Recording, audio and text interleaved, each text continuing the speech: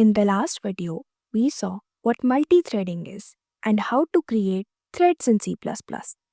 Today, let's look at race condition, a common problem that can arise when using threads. This is a simple program that creates two threads, T1 and T2. They both call the function calculateSum with different arguments n and n plus 1. Since they are just working with local variables, there is no problem here. Both threads are working on their own variables. But now, let's add a global variable called total. The idea is to update total with the value of n every time calculateSum is called. So it will be common across all threads. This means that total will be updated by both threads T1 and T2. At first glance, it looks fine, just total plus is equals to n. But here is the catch. This isn't a single operation. In the background, it actually breaks down into multiple steps. Registers are used by the CPU to temporarily store data and instructions during execution, including for our operation.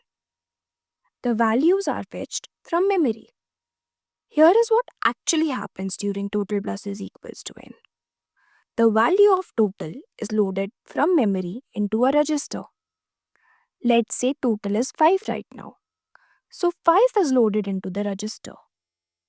Then n is added to the value in the register. Let's say n is 10. So value in register becomes 15. The result is then stored back into memory. So what could go wrong here for our program? Imagine this is the timeline. Total is currently 5.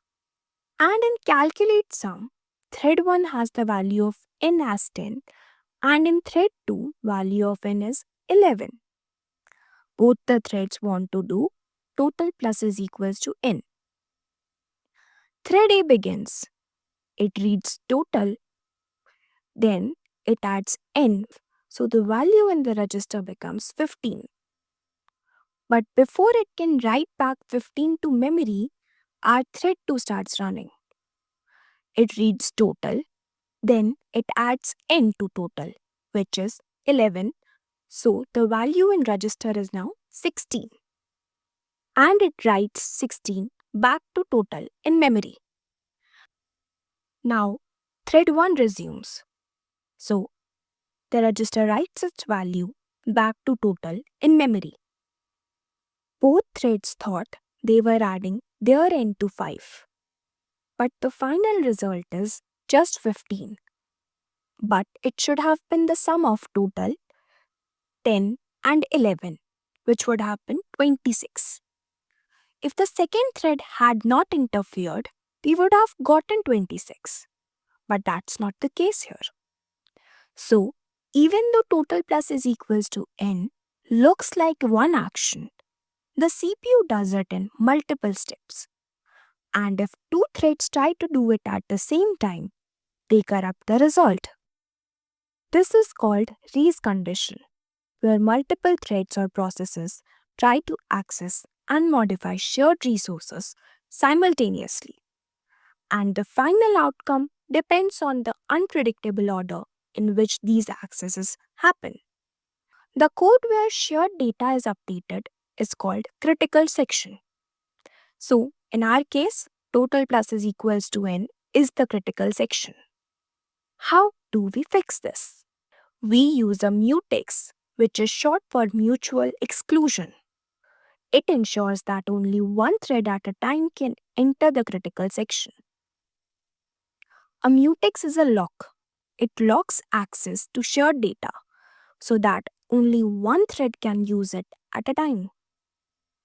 If another thread tries to enter while the mutex is locked, it is put to sleep by the operating system and awakened when the mutex is unlocked.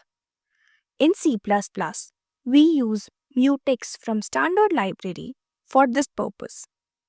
So let's update our previous code to use mutex. In this code, we declare a mutex and use it to lock the critical section. This ensures that only one thread can access that section at a time. When a thread is done, the mutex must be unlocked so that other threads can take their turn. This way, threads can take turns and don't interfere with each other, which helps prevent errors.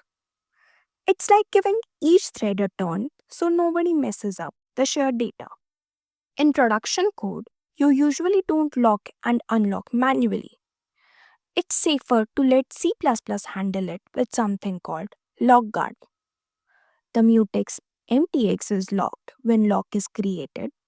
It's unlocked automatically when the scope ends. That's all for this video, and I hope you learned something new.